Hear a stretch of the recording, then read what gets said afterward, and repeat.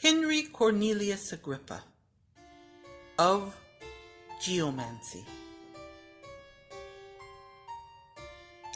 Geomancy is an art of divination whereby the judgment may be rendered by lot or destiny to every question of everything whatsoever.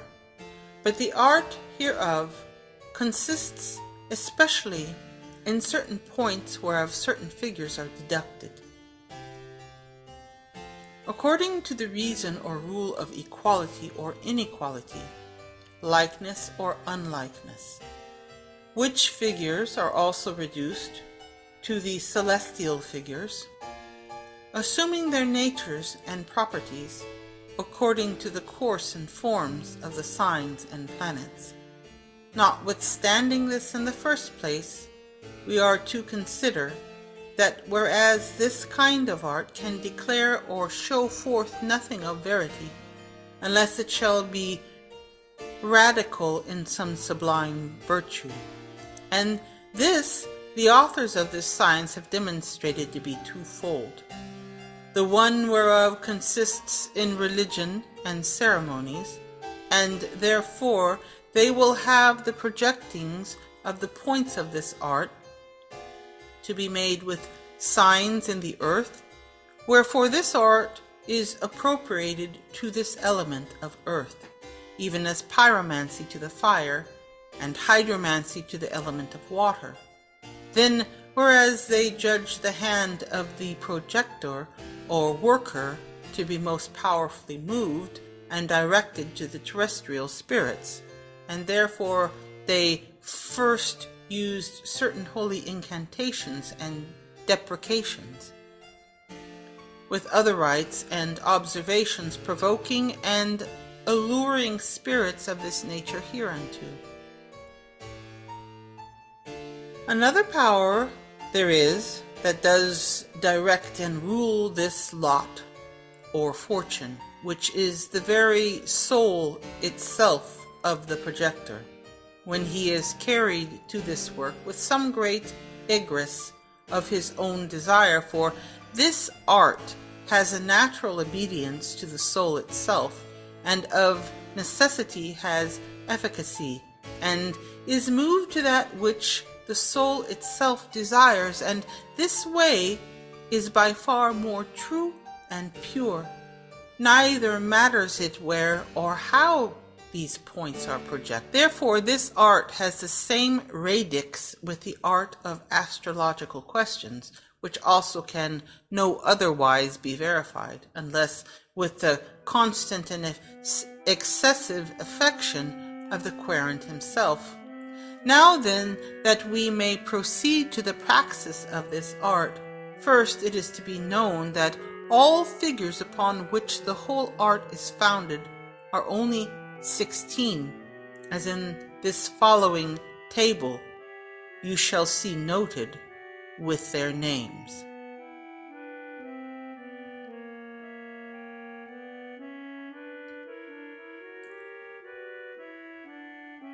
Now we proceed to declare with what planets these figures are distributed, for hereupon all the propriety and nature of figures and the judgment of the whole art depends. Therefore the greater and lesser fortune are ascribed to the sun. But the first or greater fortune is when the sun is diurnal and profited in his dignities. The other, or lesser fortune, is when the sun is nocturnal, or placed in less dignities.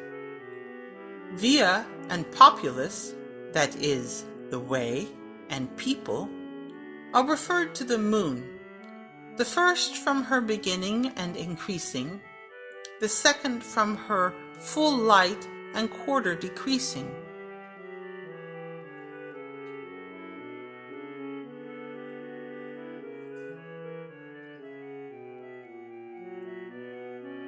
Acquisitio and Letitia, which is gain, profit, joy, and gladness are of Jupiter, but the first has Jupiter the greater fortune, the second the less, but without detriment. Puella and Amicio are of Venus, the first fortunate, the other, as it were, retrograde or combust.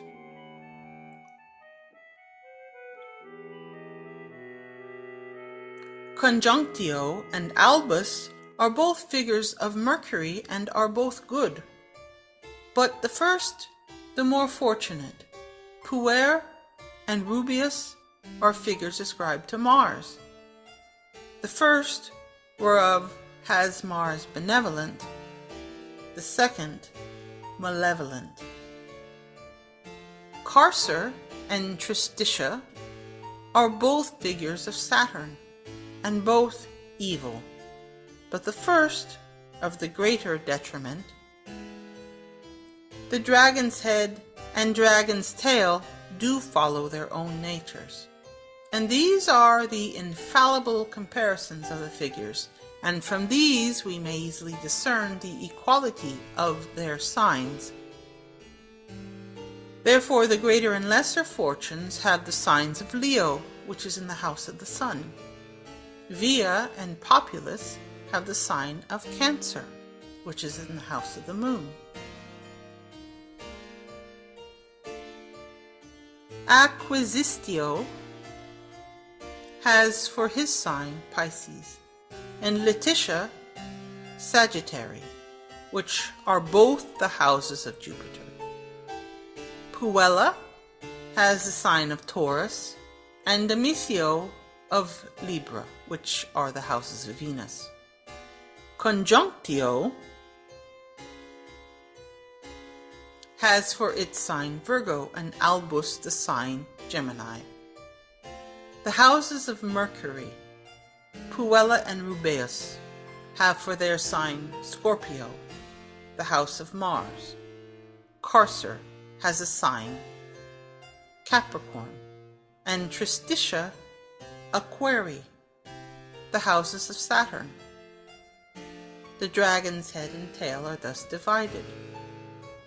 The head to Capricorn, and the dragon's tail adheres to Scorpio, and from hence you may easily obtain the triplicities of these signs after the manner of the triplicity of the signs of the zodiac. Puer, therefore, both fortunes, and Letitia do govern the fiery triplicity, Puella, Conjunctio, and the dragon's head, the earthly triplicity.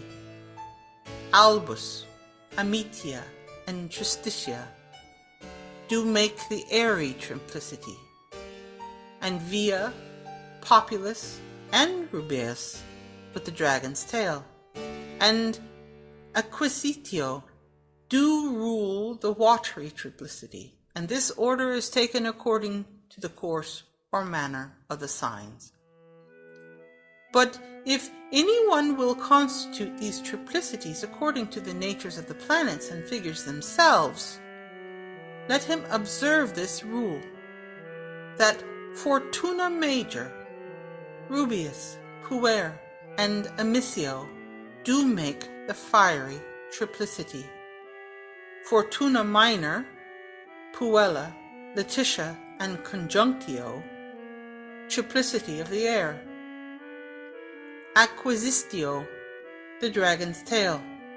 Via and Populus do govern the watery triplicity, and the earthly triplicity is ruled by Carcer, Tristitia, Albus, and the dragon's head.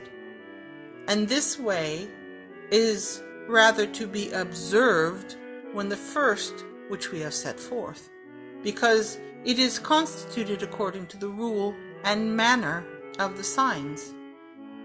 This order is also far more true and rational than that which vulgarly is used, which is described after this manner. Of the fiery triplicity are Cauda, Fortuna Minor, Amicio, and Rubeus. Of the airy triplicity are Acquisitio, Laetitia, Puer, and Conjunctio. Of the watery triplicities are Populus, Via, Albus, and Puella. And Caput, Fortuna Major, Carcer, and Tristitia are of the earthly triplicity. They do likewise distribute these figures to the 12 signs of the zodiac after this manner. Acquisitio is given to Aries, Fortuna, both major and minor, to Taurus, Laetitia to the sign Gemini, Puella and Rubeus to Cancer. Albus is assigned to Leo, Via to Virgo, the dragon's head and Conjunctio to Libra.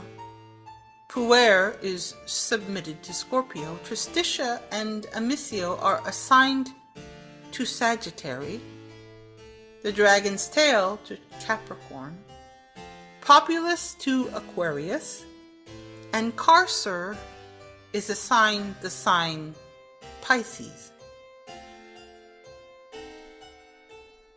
And now we come to speak of the manner of projecting or setting down these figures, which is thus: that we set down the points according to their course in 4 lines, from the right hand towards the left, and this in 4 courses. There will therefore result unto us 4 figures made in 4 several lines, according to the even or uneven marking every several line, which 4 figures are wont to be called matres, which do bring forth the rest, filling up and completing the whole figure of judgment, an example whereof you may see here following.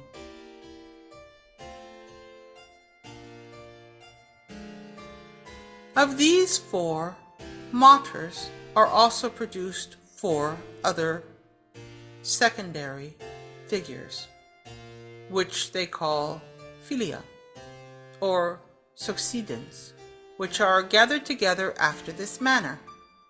That is to say, by making the 4 matres according to their order, placing them by course one after the other. Then that which shall result out of every line makes the figure of filia. The order whereof is by descending from the superior points through both mediums to the lowest, as in this example. And these 8 figures do make 8 houses of heaven after this manner, by placing the figures from the left hand towards the right, as the 4 matres do make the 4 first houses. So the 4 filia do make the 4 following houses, which are the 5th, 6th, 7th, and 8th. And the rest of the houses are found after this manner. That is to say, out of the 1st and 2nd is derived the 9th, out of the 3rd and 4th the 10th, out of the 5th and 6th the 11th, and out of the 7th and the 8th the 12th, by the combination of joining together of 2 figures according to the rule of the even or uneven number in the remaining points of each figure. After the same manner they are produced out of the last 4 figures, that is to say, of the 9th, 10th, 11th, and 12th, 2 figures which they call coadjustices or tests, out of which 2 is also 1 constituted, which is called the index of the whole figure or thing quisited. as appears in this example following.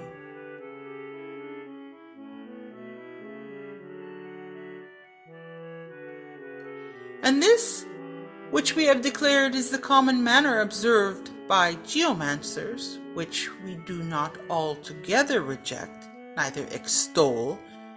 Therefore this is also to be considered in our judgments.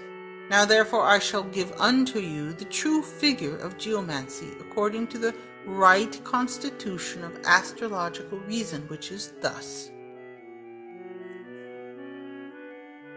As the former martyrs do make the 4 angles of a house, the first makes the first angle, the second angle, the third makes the third angle, and the fourth angle. So the 4 fillet arising from the martyrs do constitute the 4 succeedent houses. The first makes the second house, the second the 11th, the third the 8th, and the fourth makes the first house. The rest of the houses, which are cadents, are to be calculated according to the rule of their triplicity, that is to say, by making the 9th out of the 4th and 5th, and the 6th out of the 10th and 2nd, of the 7th and the 11th the 3rd, and of the 4th and the 8th the 12th. And now you have the whole figure of true judgment constituted according to true and efficacious reasons, whereby I shall show how you shall complete it. The figure which shall be in the first house shall give you the sign ascending, which the first figure shows, which being done, you shall attribute their figures to the rest of their houses, according to the order of the signs. Then in every house you shall note the planets according to the nature of the figure. Then from all these you shall build your judgments according to the signification of the planets and the signs and houses wherein they shall be found, and according to their aspects among themselves, and to the place of the querent and thing quisited, you shall judge according to the natures of the signs ascending in their houses, and according to the natures and proprieties of the figures which they have placed in the several houses, and according to the commixture of other figures aspecting them, the index of the figure which the geomancers for the most part have made, how it is found in the former figure. But here we shall give you the secret of the whole art, to find out the index in the subsequent figure, which is thus: that you number all the points which are contained in the lines of the projections, and this you shall divide by 12, and that which remains project from the ascendant by the several houses, and upon which house there falls a final unity, that figure gives you a competent judgment of the thing quisited, and this together with the signification of the judgments aforesaid. But if on either part they shall be equal or ambiguous, then the index alone shall certify you of the thing quisited. The example of this figure is here placed.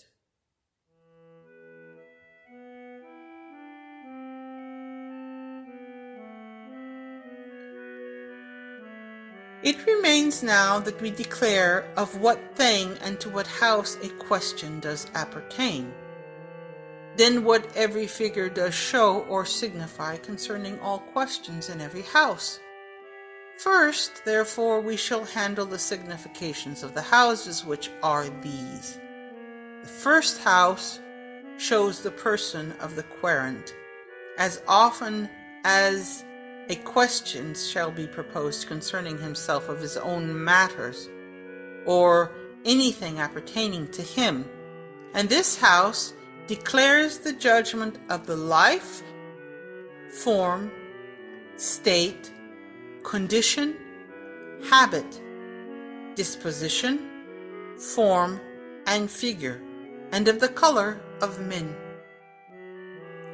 The second house contains the judgment of substance, riches, poverty, gain and loss, good fortune and evil fortune, and of accidents in substance as theft, loss, or negligence. The third house signifies brethren, sisters, and collaterals in blood. It judges of small journeys and fidelities of men. The fourth house signifies fathers and grandfathers, patrimony and inheritance, possessions, buildings, fields, treasure, and things hidden. It gives also the description of those who want anything by theft, losing, or negligence. The fifth house gives judgment of legats, messengers, rumors, news, of honor and of accidents after death, and of questions that may be propounded concerning women with child or creatures pregnant.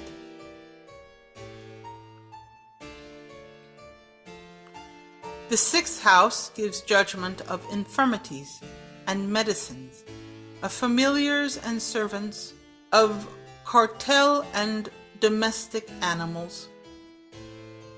The seventh house signifies wedlock, whoredom, and fornication, renders judgment of friends, strifes, and controversies, and of matters acted before judges. The eighth has signification of death, and of those things which come by death, of legats and hereditaments, of the dowry or portion of a wife. The ninth house shows journeys, faith, and constancy, dreams, divine sciences, and religion. The 10th house has signification of honors and of magisterial offices. The 11th house signifies friends and the substance of princes. The 12th house signifies enemies, servants, imprisonment, and misfortune, and whatsoever evil can happen besides death and sickness. The judgments whereof are to be required in the 6th house and in the 8th. It rests now that we show you what every figure before spoken of signifies in these places, which we shall now unfold.